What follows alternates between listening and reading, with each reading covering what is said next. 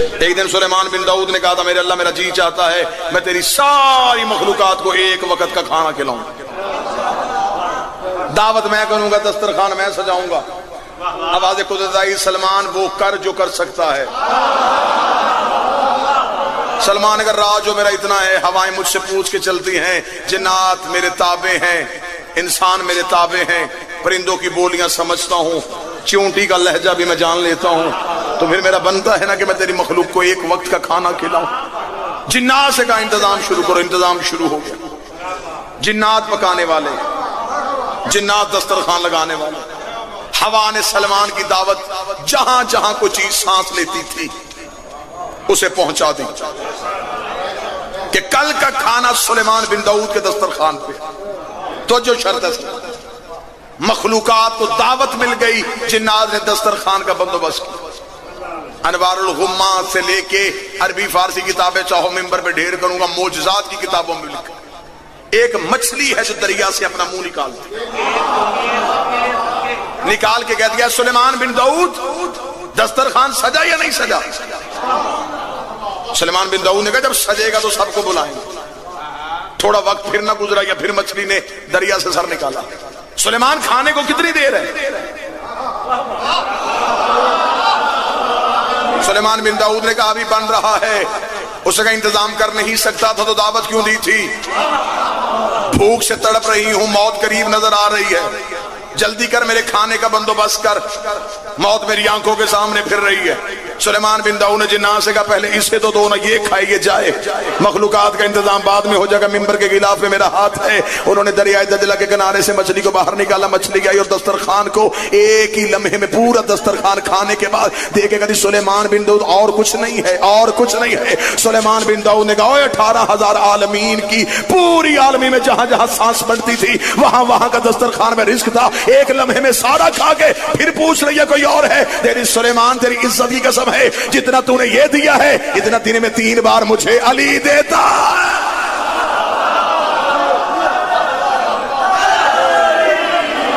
جو بانٹتا ہے اس نے مجھ سے کبھی نہیں پوچھا، اور تو ایک وقت کا کھلا کے مجھ سے حساب مانگتا۔ چلے بات ایک اور آگے لے کے چلتے۔ کوفے کے ممبر پہ علی تھے، علی ممبر پہ تھے، علی ممبر پہ سامنے صحابہ خطبہ دیتے دیتے علی نے منہ آسمان کی طرف کر کہا خدا تجھے جزائے خیر دے۔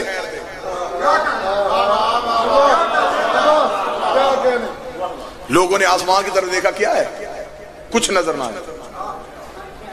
چند بندوں نے دل میں سوچا کہ پتہ نہیں علی نے کسے سلام کیا۔ اب سطر آنے لگی۔ انہوں نے دل میں سوچا، علی نے کانوں سے سنا۔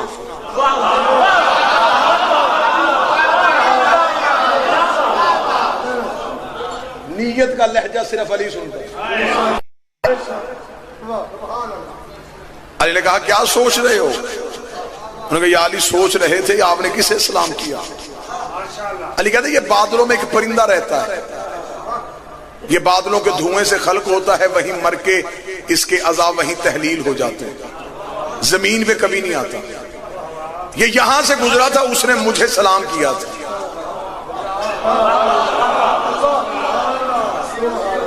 دو تین بندوں نے دل میں سوچا پتہ نہیں گزرا نہیں گزرا، سلام کیا نہیں کیا۔ علی تو کوئی بہانہ چھوڑتا ہی نہیں اپنی فضیلت بیان کرنے۔ انہوں نے سوچا یا علی نے انگلی کا اشارہ کیا۔ کتابیں کہتی ہیں پرندہ علی کے ہاتھ میں آ۔ صحابہ کہتے ہیں اتنا خوبصورت پرندہ ہم نے اللہ کی کائنات میں کبھی دیکھا ہی نہیں۔ سرمئی رنگ کا تھا، سر پہ اس کے ایک تاج کا سایہ تھا۔ وہ علی کے ہاتھ میں بیٹھا اور اس نے اپنی گردن جھکا کے علی کے ہاتھ کا بوسہ لیا۔ اس نے اپنے لہجے میں کوئی بات کی، علی مسکرائے۔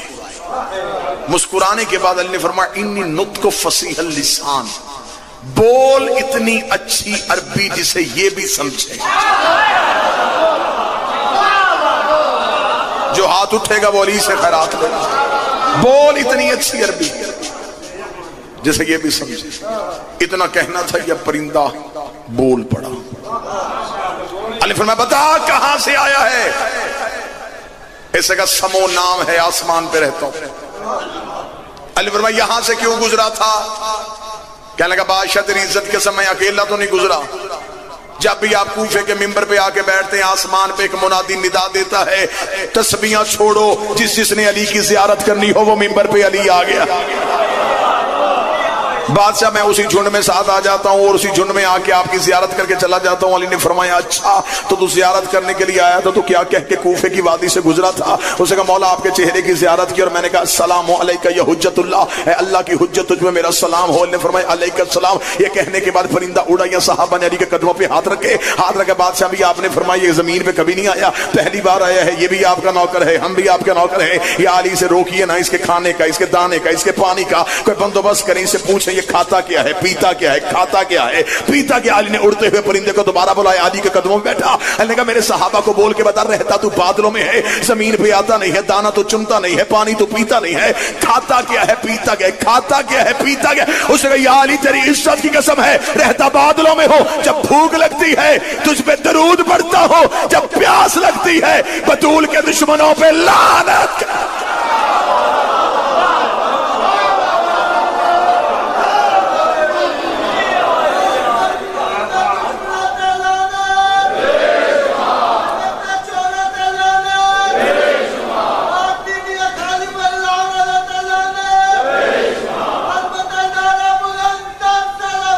اللہم صلی علی محمد۔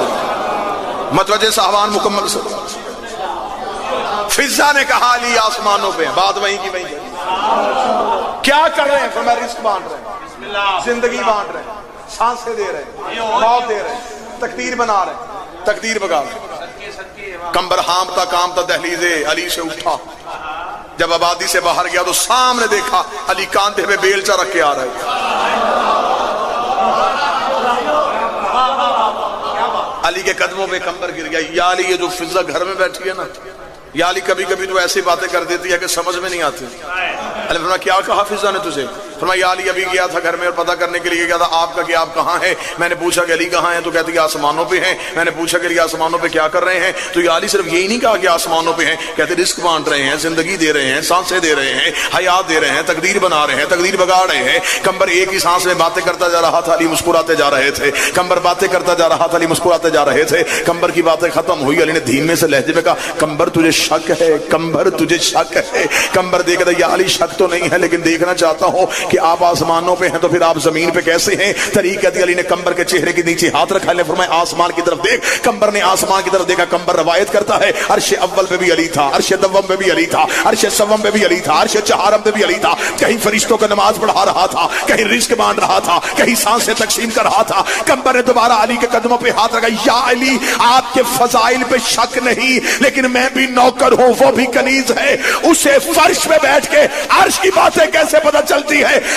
کمبر زندگی میں کبھی فضا کا مقابلہ کرنے کا نہ سوچنا، وہ جس گھر میں رہتی ہے اس کا دروازہ عرش پہ کھلتا جہاں فضا رہتی ہے۔ 22 مکالمے ہیں جی کتابوں میں، 22 کے قریب مکالمے ہیں جو علی کے نوکروں کے درمیان ہوئے، جو قریب بیٹھو یہ احسان کرتے جانا۔ 22 مکالمے ایسے ہیں جو علی کے نوکروں کے فضا سے ہوئے۔ پتہ سلمان کو بھی تھا کہ فضا کیا ہے، خبر فضا کو بھی تھی کہ سلمان کیا ہے، لیکن اگر یہ آپس میں بات نہ کرتے تو فضائل ہم تک کیسے پہنچتے؟ ایک دن جناب سلمان نے آ کے کہا تھا ایک مکالمہ اور پڑھ دیتا ہوں اور جہاں تک تمہاری طبیعت چلتی رہی آپ بولتے رہے میں مکالمے بڑھاتا چلا جاؤں گا۔ پڑھنا میں نے صرف جناب فضا ہی ہے، گفتگو صرف اسی شہزادی کی ذات پہ ہوگی۔ ایک دن جناب سلمان نے آ کے کہا تھا، سلمان نے کہا فضا جب بھی میں دربار میں نکل کے در پہ آتا ہوں، در پاک پہ آتا ہوں، فضا میں نے ہمیشہ دیکھا تیرے لہجے میں ایک برتری ہوتی ہے۔ فضا آج صرف اتنا پوچھنا چاہتا ہوں کہ آج جلدی مجھے بھی کوئی نہیں ہے، مسجد میں علی بیٹھے ہیں، مجھے صرف اتنا بتا تیرے لہجے میں یہ برتری کس بات کی ہے، تجھے فضیلت کیا حاصل ہے؟ فضا میری سمجھ میں نہیں آتا، تو کنیز میں نوکر، تجھے اماں کہتے ہیں مجھے نانا کہتے ہیں، نہیں آپ قریب بیٹھیں گے تو میں بات کروں گا نا چلتا، جنہیں تو اٹھاتی ہے میں بھی انہیں اٹھاتا ہوں، لیکن وجہ کیا ہے؟ رشتے میں وہ برابری کرتے ہیں، عزت میں برابری کرتے ہیں، عظمت میں برابری کرتے ہیں، وہ پیار برابر کرتے ہیں، محبت برابر کرتے ہیں، عطا ان کی ہم دونوں پہ یکساں ہے۔ لیکن تو مجھ سے کس بات پہ افضل ہے؟ اتنا کہنا تھا جناب فضا کی آواز آئی، بھائی سلمان میں نے زندگی میں کبھی تجھ سے بحث کرنے کی بات سوچی نہیں ہے، لیکن آج تو نے بات کر لی ہے تو پھر میں تجھے بتا کے جا رہا ہوں، زندگی میں کبھی میرے ساتھ احساس برتری نہ کرنا، کبھی زندگی میں میرے ساتھ تقابل نہ کرنا۔ سلمان تیرا تقابل میرے ساتھ بنتا نہیں ہے۔ سلمان نے کہا مجھے بتانا، میں علی کا نوکر، میں حسن کا نوکر، میں حسین کا نوکر، میں رسول کا صحابی، میرے پاس بھی منا اہل بیت کا تمغہ میرے بھی کاندھے پہ سجا ہوا ہے، وہ کون سی فضیلت ہے جو میرے پاس نہیں اور تیرے پاس ہے؟ فضا دیکھا تو علی دیکھتا ہے، تو رسول دیکھتا ہے، تو حسن دیکھتا ہے، تو حسین دیکھتا ہے، ایک اعزاز میرے پاس ایسا ہے، میں اس چہرے کی کاریاں ہوں جسے اس کے علاوہ کوئی دیکھ ہی نہیں آیا۔ الہی سلمان میں اس چہرے کی کاریاں ہوں جسے سوائے توحید کے کوئی دیکھ ہی نہیں سکتا۔ سلمان نے کہا اچھا تو فضا اس بات پہ برتری تھی؟ فرمایا صرف ایک ہی نہیں، میرے پاس وہ کئی ایسی باتیں ہیں جس کا مقابلہ تو میرے ساتھ کر ہی نہیں سکتے۔ سلمان نے کہا چل مجھے جیسے تو نے ایک معرفت کا در کھولا ہے، دوسرا بھی معرفت کا در کھول دے، میں بھی تو ایمان کے 10ویں درجے پہ بیٹھا ہوں، مجھے بھی تو پتا چلے گھر بیٹھی فضا کس درجے پہ ہے۔ فضا نے کہا اگر اگلی برتری سننی ہے تو پھر اگلی برتری بھی سنتا جا۔ تو علی کا وہ چہرہ دیکھتا ہے جو علی مسجد میں دکھاتا ہے، میں علی کا وہ چہرہ دیکھتی ہوں جو علی بطول کو دکھاتا ہے۔ آیا ہاتھ اٹھے نا اس بندے کا جو خیرات مانگنے کے لیے آیا۔ تو علی کا وہ چہرہ دیکھتا ہے جو علی مسجد میں دکھاتا ہے، میں علی کا وہ چہرہ دیکھا۔ اس سے کہا اچھا فضا ان باتوں کی وجہ سے تیرے لہجے میں ہمیشہ برتری ہوتی ہے؟ اچھا سلمان کہتا پھر آج میں بھی علی سے خیرات ایسے مانگوں گا کہ مجھے بھی کوئی ایسا درجہ دے جہاں میرا بھی عرفان اتنا بلند ہو جائے کہ میں بھی فضا سے موازنہ کروں، میں بھی فضا سے تقابل کروں۔ فضا دیکھا دی جتنے مرضی کوشش کر لے، زندگی جتنی دنیا میں جیسے گزارنی ہے سلمان علی سے بھیک مانگ کے گزار لے، لیکن اتنا یاد رکھ جنت میں تجھ سے پہلے جاؤں گی۔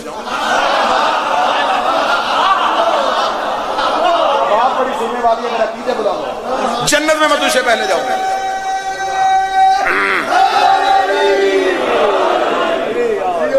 باتیں میں نے شروع ہی ایسی کی ہیں جو ان دہلیزوں بھی ہوتی ہیں، جو خانقاہوں کی باتیں ہیں، جو ادب سکھاتی ہیں، جو ہمیں جھکنا سکھاتی ہیں، جو مانگنے کا طریقہ بتاتی ہیں۔ سمندر تو جاری ہوتا ہے، کام پیاسے کا ہے وہ کیسے پیتا ہے۔ بحر کرم تو موجیں آج بھی مار رہا۔ فرمایا جنت میں تجھ سے پہلے جاؤں گی۔ سلمان نے کہا کیا تو مجھ سے پہلے جنت میں؟ چل ٹھیک ہے پھر آج میں بھی علی کے جا کے پاؤں پکڑ لیتا ہوں اور میں کہتا ہوں یا علی فضا نے میرے ساتھ بحث کر دی اور فضا کہہ دیا کہ میں تجھ سے پہلے جاؤں گی۔ فضا دیکھ دی بادشاہ تیرا بھی ہے، بادشاہ میرا بھی ہے، شکایت کرنی ہے تو کر دے، لیکن اتنا یاد رکھنا میں علی سے پہلے بھی جنت میں جاؤں گی۔ میں علی سے پہلے جنت میں، علی سے پہلے کا نام آنا تھا کمبر کا جسم ہانپا کانپا، سلمان کا سلمان نے ہانپ کانپ کیا۔ کیا کہہ رہی ہے تو علی سے پہلے جنت، علی سے پہلے جنت میں جائے گی؟ میں رسول کے جا کے پاؤں پکڑتا ہوں، میں کہتا ہوں تو نے بیٹی کہا ہے نا، یہ دیکھ فضا کیسی باتیں کر رہی ہے۔ فضا نے کہا ہے میں علی سے پہلے جاؤں گی۔ فرمائی یا رسول اللہ کی بارگاہ میں جب جائے تو شکایت بھی کر لینا، رسول کو کنیز کا سلام بھی کہہ دینا اور بتا دینا کہ فضا کہتی تھی میں نبی سے پہلے بھی جنت میں جایا ہے۔ اتنا جملہ کہنا تھا، سلمان کا ہاتھ کلیجے پہ آیا، سلمان وہاں آیا جہاں رسول بیٹھے تھے، رسول کے قدموں پہ آ کے سلمان نے اپنی پگڑی کو رکھا، رکھنے کے بعد کہہ گیا یا رسول اللہ یہ جو حبش سے آئی ہے نا یہ کنیز، اسے آپ بیٹی کہتے ہیں، علی اسے بہن کہتا ہے، حسین اسے اماں کہتا ہے۔ آج اس نے انوکھی باتیں کر دی ہیں، آج اس نے ایسی ایسی باتیں کر دی ہیں، وہ کہتی ہے علی سے پہلے جاؤں گی، وہ کہتی ہے رسول سے پہلے جاؤں گی۔ اتنا کہنا تھا، رسول آگے آگے چلے، سلمان پیچھے پیچھے چلا۔ رسول در پاک پہ آنے کے بعد پردہ لگا، پردے کے اندر فضا بیٹھی، باہر سلمان بیٹھا، رسول درمیان میں بیٹھ گئے۔ فضا آج سلمان آیا تھا دہلیز پہ، تو نے کیا کہا ہے سلمان سے؟ اس سے پہلے کے بعد علی سے پہلے، علی سے پہلے کے بعد نبی سے پہلے۔ فرمایا یا رسول اللہ تیری قدموں میں یہ کنیز قربان ہو جائے۔ کل جمعے کا خطبہ حسن نے آگے مجھے گھر سنایا تھا کہ بانانا رسول نے ممبر پہ بیٹھ کے جمعے کا خطبہ دیتے ہوئے کہا تھا کہ محشر کا میدان ہوگا، 1.25 لاکھ نبی کھڑے ہوں گے، نبی انتظار میں ہوں گے کہ جنت کا در اس وقت کھلے گا جب تک محمد نہیں آئے گا، محمد کا آنا ہوگا۔ رسول آپ نے فرمایا تھا کہ جب میں پہنچوں گا میں اس انتظار میں ہوں گا کہ جب تک میری بیٹی بطول نہیں آئے گی، جب تک جنت کا در نہیں کھلے گا، میری بیٹی اگر نور کے ناکا پہ سوار ہو کے آئے گی، ناکا کی مہار فضا کے ہاتھ میں۔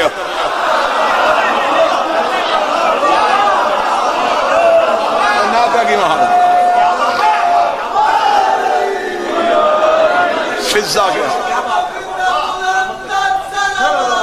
اللہم صلی اللہ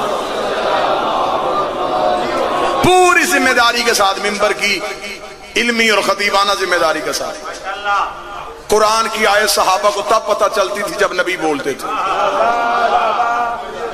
فضا کو تب ہی پتہ چل جاتی تھی جب اترتی تھی۔ اس بی بی کی خوراک ہے قرآن۔ 20 سال یہ بی بی صرف قرآن بولی، 20 سال بی بی فضا نے پانی بھی مانگا ہے تو قرآن کی آیت کر سوائے قرآن کے کچھ بولی نہیں۔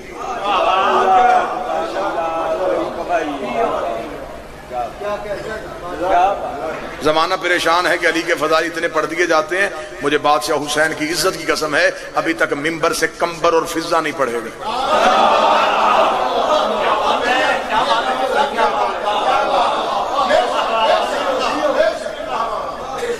بڑا احسان کرتے بندے، کہتے جی 12 جو تھے 14 جو تھے یہ ہمارے مولا جو تھے وہ غیب جانتے تھے، ان کے نوکر بھی عالم الغیب نہیں ناظر الغیب ہیں، یہ غیب جانتے نہیں، ان کے نوکر غیب دیکھتے ہیں۔ اب آپ اتنا پڑھا لکھا مجمع مجھ میں سوال کرے کہ نوکر غیب دیکھتے ہیں تو جانتا کون ہے؟ یہ ممبر کے غلاف میں میرا ہاتھ ہے، اب کہو گے اسی وقت شروع کروں گا اور کل کی فجر کی اذان ہوگی اور میں اس پہ دلائل کی انبار لگا دوں گا۔ اس گھر کے جانور غیب جانتے ہیں۔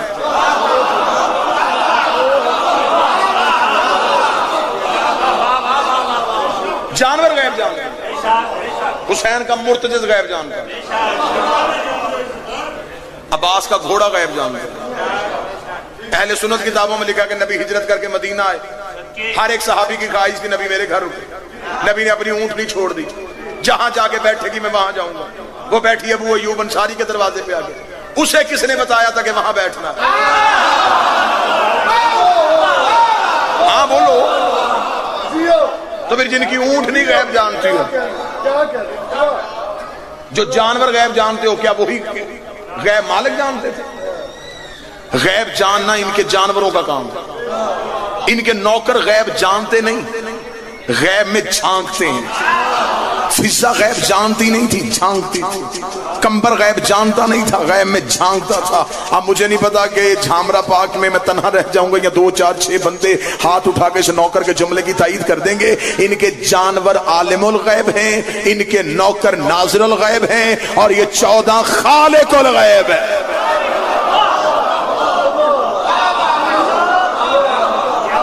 یہ خالق الغیب، جن بندوں کی آنکھیں کھلی ہیں وہ دلیل مانگ رہی ہیں کہ کیسے خالق الغیب ہے۔ حسن نے کہا تھا شرم نہیں آتی عورت ہو کے،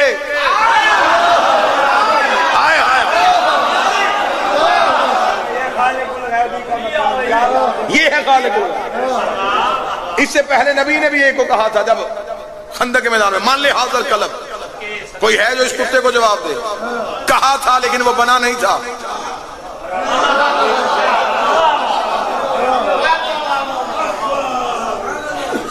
باغ میں کھڑے تھے میرے بادشاہ حسن، یا باغ کے باہر سے فقیر شام گزرا، اس نے امیر صبح کائنات کو وہاں کھڑے دیکھا۔ میں وہ زبان کاٹ کے کتوں کے آگے نہ پھینک دوں جو علی کے سوا کسی کو امیر کہے۔ امیر صرف ایک ہی ہے، حسین کا بابا۔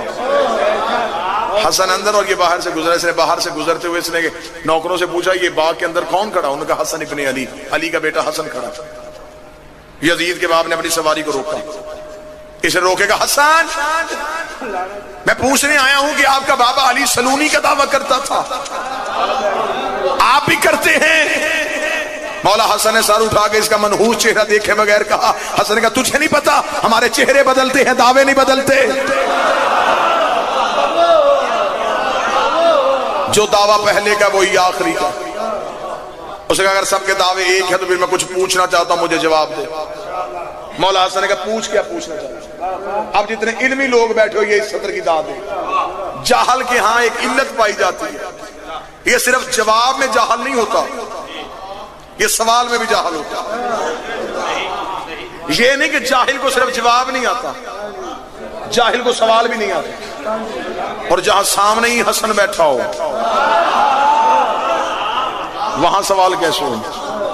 اسے مولا حسن سے کہا میں کچھ پوچھوں؟ حسن نے کہا پوچھنا۔ اب یہ سوال بھول گیا، کیا پوچھوں؟ سامنے علی کا بیٹا کھڑا،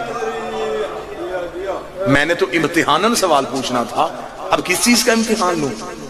ایک لمحے کے لیے پھر جاہل تو سوال میں بھی جاہل ہوتا ہے، اس نے ایک لمحہ دیر کیے بغیر کہا، اس نے کہا اچھا مجھے بتا یہ جس کھجور کے پاس تو کھڑا ہے اس میں کتنی کھجوریں لگی ہیں؟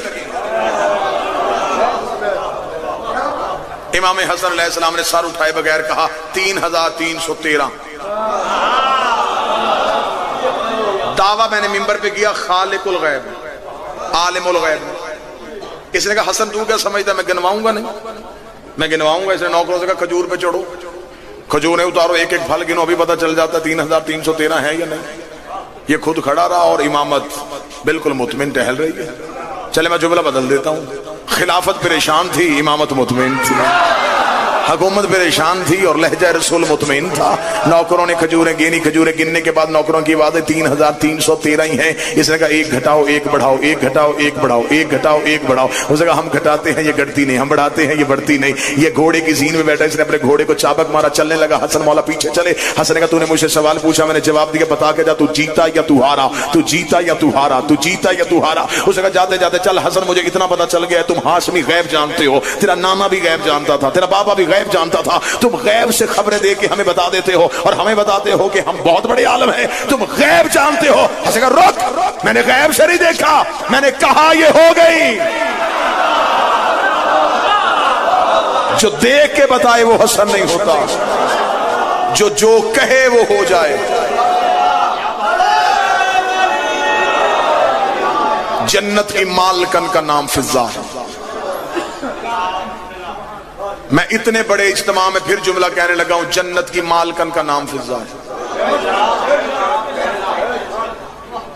اگر دلیل مانگے گا تو میں دلیل قرآن کی آیت سے دینے لگا ہوں۔ کسی بھی پلاٹ کا سودا کرنا ہو تو رجسٹری دیکھتے ہیں، آؤ جنت کی رجسٹری دیکھیں کس کے نام ہے۔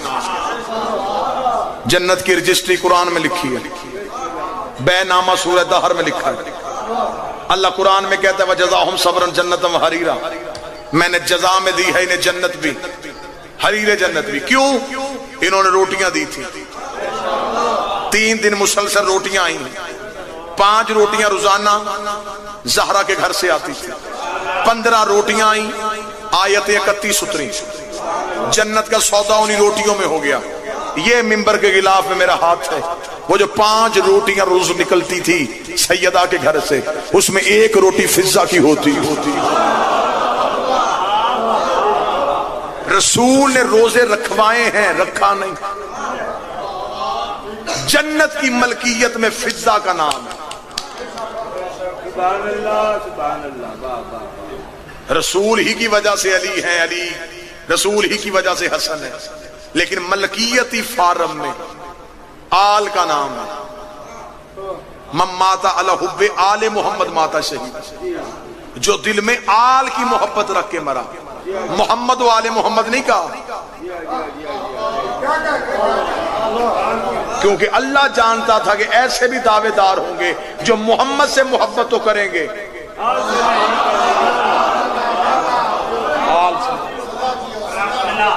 جنت کی ملکیت میں فضہ کا نام ہے۔ اب میں نے جو جملہ کہا تھا اسی پہ اب آخری لفظ فضائل کا پڑھنے لگا۔ غیب جانتی نہیں تھی، غیب میں جھانکتی تھی۔ 40 دن کا وعدہ تھا خیبر کے میدان میں، 39 گزر گئے تھے، 40ویں کا سورج طلوع ہونے والا تھا۔ یہودیوں کی عورتیں قلعے کی چھت پہ بیٹھ کے وہ نغمے گا رہی تھی، جنہیں نہ توحید برداشت کر رہی تھی نہ رسالت کا مزاج برداشت کر رہا تھا۔ رسول نے دیکھ کے کہا میرے اللہ تیرا دین خطرے میں ہے، فرمایا اسے کیوں نہیں بلاتا جس کو بلانے کا میں نے ہر نبی کو حکم دیا تھا۔ ادھر رسول نے خیبر میں بیٹھ کے علی کو بلایا، کتابیں لکھتی ہیں جس نے بلایا وہ بھی مصلی پہ، جس نے سنا وہ بھی مصلی پہ، جس نے پکارا وہ خیبر میں، جس نے سنا وہ مدینے پہ۔ نبی نے خیبر سے بلایا، علی نے مدینے میں سنا۔ علی نے سجدے سے سر اٹھایا، کمبر جی مولا جلدی گھر میرے گھر سے میری تلوار لے کے آ۔ کمبر صحن بطول کی طرف دوڑا، کمبر نے دروازہ حویلی زہرا پہ آ کے ابھی ہاتھ رکھا تھا، یہ حویلی زہرا کا در کھلا۔ اللہ. فضا ہاتھوں پہ علی کی ذوالفقار لے کے کھڑی تھی, فضا ہاتھوں پہ علی کی تلوار لے کے کھڑی تھی. قمر نے دیکھا فضا مجھ سے پہلے آیا کوئی نہیں, تجھے کیسے پتا چلا میں تلوار لینے کے لیے آیا ہوں؟ فضا نے کہا قمر باتیں کرنے کا وقت نہیں, جلدی جا, رسالت کی جان خطرے میں ہے, توحید خطرے میں ہے. قمر کا اتنا تو بتا دے تجھے پتا کیسے چلتا ہے؟ فرمایا یاد رکھنا باہر کے نوکر اور ہوتے ہیں, اندر کی کنیزیں اور. تو علی کا نوکر ہے, تو علی کا نوکر ہے, میں زہرا کی کنیز ہوں. تجھے علی پیار کرتا ہے, مجھے زہرا پیار کرتی ہے. تو علی ولی اللہ پڑھتا ہے, میں زہرا کی عصمت کی قائل. میں شہزادی کی جوتی کو چادر سے صاف کرتی. درود سارے حضرات مل کے بلاتا ہوں.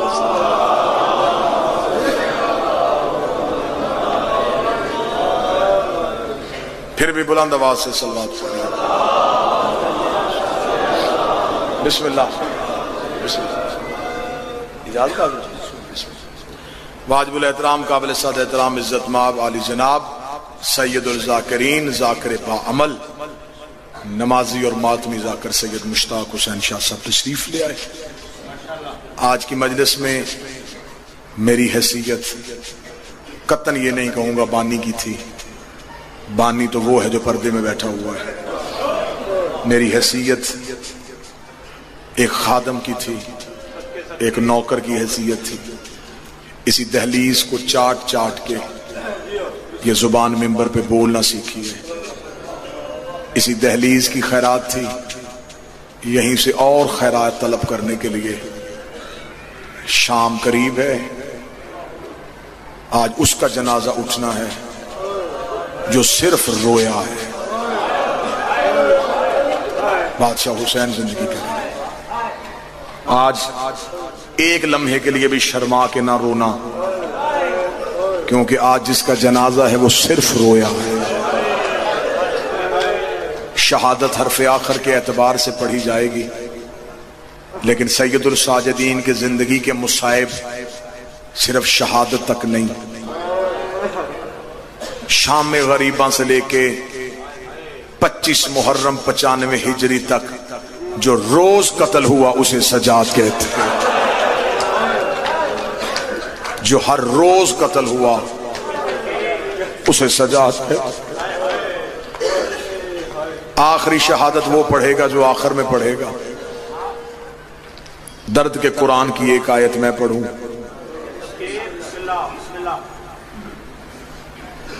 یہ وہ حسین کا بیٹا ہے, کوئی بھی شیعہ سجاد کے رونے کو بزدلی نہ سمجھے. سجاد کا رونا بزدلی نہیں, عزاداری کی تشہیر تھی.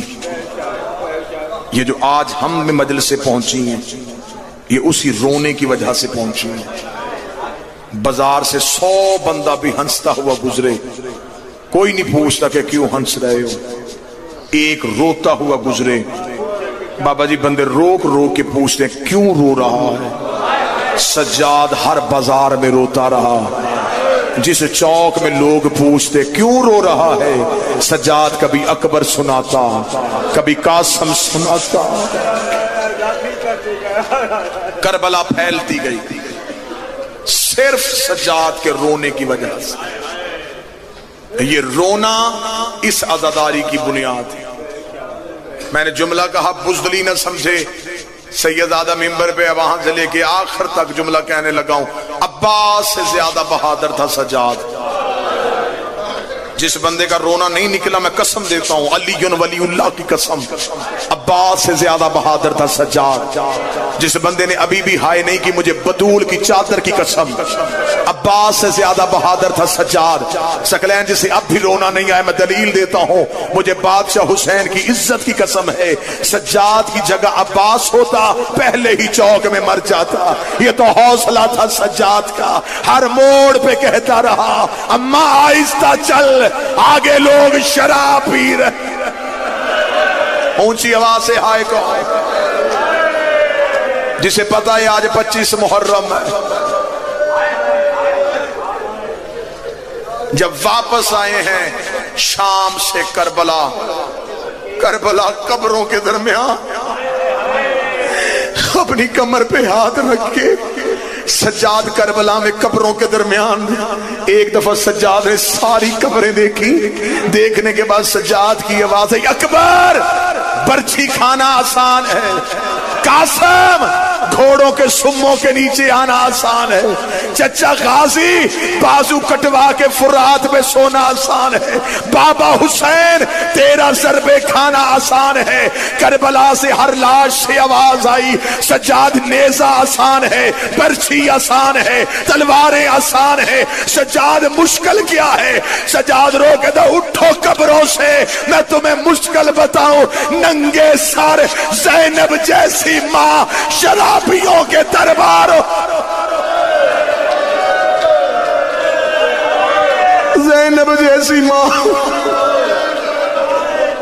بازاروں میں لے کے جانا مشکل۔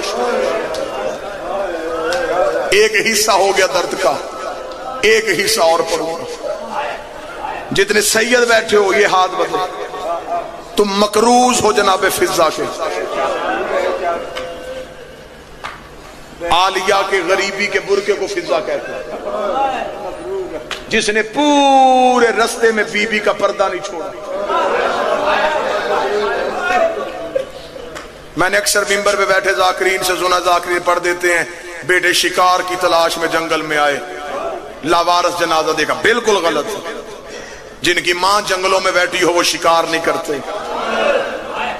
مدینے گئے تھے سجاد کے پاس، مولا ہم اپنی اماں کو لینے آئے ہیں، فرمایا میرے ساتھ تو آئی نہیں، اسی کی قبر پہ بیٹھی ہے جس کی کنیز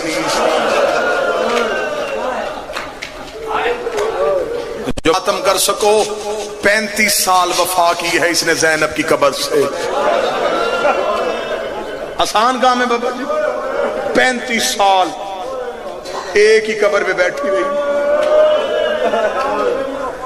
فجر کی نماز کے وقت قبر زینب پہ آتی، مغربین کی نماز زینب کی قبر کو سجدہ گاہ بنا کے، شام جب ہو جاتی قبر کی پائنتی پہ بیٹھ کے ہاتھ باندھ کے کہتی علی کی بیٹی اب اجازت دے، اب میں اس کی قبر پہ جا رہی ہوں جسے تنہا نیند نہیں آتی، جو ہاتھ اٹھا سکے وہ ماتم کر دینا۔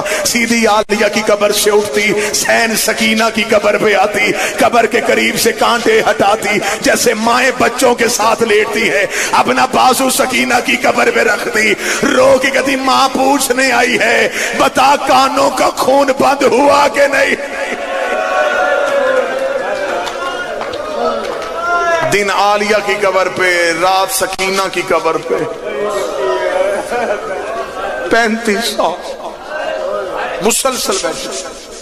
بیٹے آ گئے تھے، آ کے بیٹوں نے کہا تھا اماں جنگل میں بیٹھی تھی، کچی قبر، قدموں میں سر پہ پھٹی ہوئی چادر لے کے بی بی فضا بیٹھی تھی۔ بیٹوں نے آ کے کہا اماں ہم لینے آئے، رو کے کہتی خبردار مجھے اماں نہ کہنا، مجھے حسین ماں کہتا، مجھے ماں نہ کہنا، مجھے سجاد دادی کہتا ہے۔ بیٹے دے کے کہتے اماں ہم تجھے وطن لینے آئے ہیں، کیوں جنگل میں تنہا بیٹھی ہے؟ رو کے کہتی آج لینے آئے ہو، کربلا میں آ جاتے میں اکبر پہ وار دیتی، میں بھی زینب کے سامنے سرخرو ہو جاتی، میرا بھی کربلا میں حصہ ہو گیا ہے۔ چھوٹا بیٹا یحییٰ قریب آیا، ماں کے قدموں پہ ہاتھ رکھ کے کہتا اماں ہمیں یمن اور حبش کے لوگ تانے دیتے ہیں کہ تمہاری ماں بازار میں تازیانے کھاتی رہی ہے، اماں تو ہماری ماں ہے۔ رو کے کہتی نہ بتایا کرو ہم فضا کے بیٹے ہیں اور تم میرے تازیانوں کو روتے ہو، میں نے زینب کو بازار میں چلتے دیکھے۔ نہ رویا کرو میرے تازیانوں کو، میں نے علی کی بیٹیاں بازار میں چلتی۔ بس ایک آخری درد کا حصہ پڑھنے لگا، کوئی سید بیٹھا ہو دل سے دعا دے دے۔ غریبی کا برقع، دربار کی پہلی پیشی علی کی بیٹی کی، کوئی کہتا 45 گھنٹے کھڑی رہی، کوئی کہتا 72 گھنٹے کھڑی رہی۔ میں کہتا ہوں میں نے گھنٹے گننے نہیں، مجھے صرف اتنا بتاؤ کھڑی کون رہی ہے؟ وہ جو نماز کے لیے کنیزوں کے سہارے پہ مصلی پہ آتی تھی، مجھے ڈر بھی لگ رہا ہے.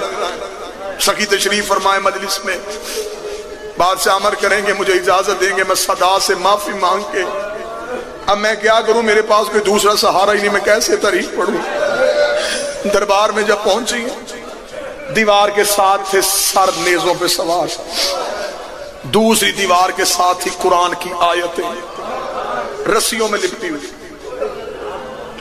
جو رسی سورہ یاسین کے گلے میں تھی وہی رسی سورہ کوثر کے گلے میں تھی. اب اس سے زیادہ میں اور نہیں چھپا سکتا. یاسین اپنی کمر سیدھی کرتی, کوثر کے گلے کی رسی تنگ ہو جاتی, رو کے کہتی اماں رکوع میں ہاں میرا سانس بند ہو گیا. یہاں تک برداشت کر سکتے تھے, یہ میرے بدے ہاتھ ہیں, اگلی سطر برداشت کر لینا. یوں دیوار کے ساتھ لگ کے کھڑی تھی علی کی بیٹیاں, یا یہ کمینہ کمرے سے نکل کے تخت پہ آیا, اس کے سامنے شراب کا جام پڑا تھا. اس بے غیرت نے کہکا مار کے کہا ان بیویوں میں سے علی کی بیٹی کون ہے؟ میں نے پڑھ دیا ہے, تو نے ماتم نہیں کیا. کوئی عباس کے سر سے پوچھے. سر غازی سے آواز آئی, دے دیتی اجازت, اور تیرا تو میں نے بھی کبھی نام نہیں لیا تھا, دربار میں تیرا نام لیا گیا. صدا سے معافی مانگے. صدا جو کمینہ قریب کھڑا تھا اس نے کہا وہ جو سامنے سفید سر والی ضعیفہ کھڑی ہے نا, اس کی کمر کے پیچھے کھڑی علی کی بیٹی. اس نے کہا یہ سفید سر والی ضعیفہ کون ہے؟ اس نے کہا یہ ان کی کنیز ہے. اس نے کہا کنیزیں پیچھے کھڑی ہوتی ہیں, یہ آگے کیوں کھڑی ہے؟ انہوں نے کہا اس نے پورے رستے میں علی کی بیٹی کا پردہ نہیں چھوڑا, سارے رستے ہم نے ظلم کیے, یہ پردہ نہیں چھوڑ رہی. یہ کہتی ہے میں نے زینب کا پردہ نہیں چھوڑنا. یہ کمینہ دیکھتا میرے دربار میں کوئی پردہ نہیں ہے, جتنا بھی ظلم ہو سکے کرو, اس کنیز کو ہٹاؤ.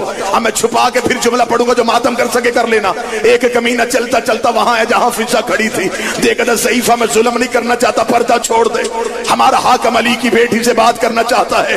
فضہ دیکھ دی کمینے آج کے دن کے لیے تو میں زندگی مانگ کے لائی تھی, میں مر سکتی ہوں, میں علی کی بیٹی کا پردہ نہیں چھوڑ سکتی. اس نے کہا میں ظلم کروں گا. فضہ دیکھ دی اکبر کی موت سے بڑا بھی کوئی ظلم ہے, حسین کے گرنے سے بڑا بھی کوئی ظلم ہے, زینب کے برقعے سے بڑا بھی کوئی ظلم ہے. اس کمینے کے ہاتھ میں لوہے کا سامان تھا, اس نے فضہ کے سر پہ رکھا. فضہ کے چاندی جیسے بال یاقوت کی طرح سرخ ہوئے, فضہ کے بالوں پہ لہو کی لکیر آئی. علی کی بیٹی نے فضہ کی کمر پہ سر مارا. بی بی رو کے کہتی اماں پردہ چھوڑ دے, اماں پردہ چھوڑ دے. فضہ رو کے کہتی یا ماں نہ کہے یا پردہ چھوڑنے کا نہ. مجھے بتا آج تیری ماں فاطمہ ہوتی تجھے دشمن کے دربار میں تنہا چھوڑ دیتی. جو آوازیں اٹھ گئی ہیں بادشاہ رحم فرما. عالیہ کی آواز ہے اماں پھر کچھ کر, تیرے زخم مجھ سے برداشت نہیں ہوتے. فضہ نے انظر یمینا و شمالا, فضہ نے ایک نظر دائیں دیکھا ایک نظر بائیں دیکھا, دیکھا اس دربار میں کوئی حبشی نہیں ہے. بوڑھا حبشی کمر پہ ہاتھ رکھ کے اٹھا, دیکھ لگا قیدن تو نے ہمیں کیوں بلایا ہے؟ دیکھا دی کون ہے تمہارے ملک کا بادشاہ؟ کہہ لگا مر گیا, ایک اس کی بیٹی تھی, مدینے والے سیدوں کی نوکری کرتی ہے. بی بی دیکھا دی اس دربار میں وہ میمونہ آئے, تو پہچان سکتا ہے؟ بوڑھا حبشی کہتا تو قیدن نہ ہوتی میں تیرا سر تن سے جدا کر دیتا. تجھے نہیں پتا یہاں لوگ شراب پی رہے ہیں اور تو نے ہماری شہزادی کا نام لے لیا ہے. بی بی فضہ دیکھ دی مجھے پہچان, میں میمونہ ہوں. یہ دیکھ دی اگر تو ہی میمونہ ہے میں پھر بھی تجھ سے کلام نہیں کروں گا. کیوں چھوڑی سیدوں کی نوکری, کیوں آئی شرابی کے دربار میں؟ بی بی فضہ دیکھ دی پردہ کر, اکیلی نہیں آئی, میرے پیچھے علی کی بیٹیاں کھڑی ہے. آخری سطر پڑھنے لگا, سید مجھے معاف کر دینا, ماتمی حسینے پہ مار دینا. بوڑھے حبشی نے اشارہ کیا, 70 حبشیوں نے تلواریں نیام سے نکالی, انہوں نے یزید کے تخت کو گھیرے میں لیا. لیکن اترو بغیر تخت سے نیچے, تو نے ہر کسی کی بیٹی کو علی کی بیٹیوں کی طرح لاوارث سمجھا ہے. اتنا جملہ کہنا تھا, زینب کڑیوں میں تڑپ گئی, رو کے کہتی عباس آنکھیں کھول, کنیزوں کے وارث آ گئے, زینب کا کوئی وارث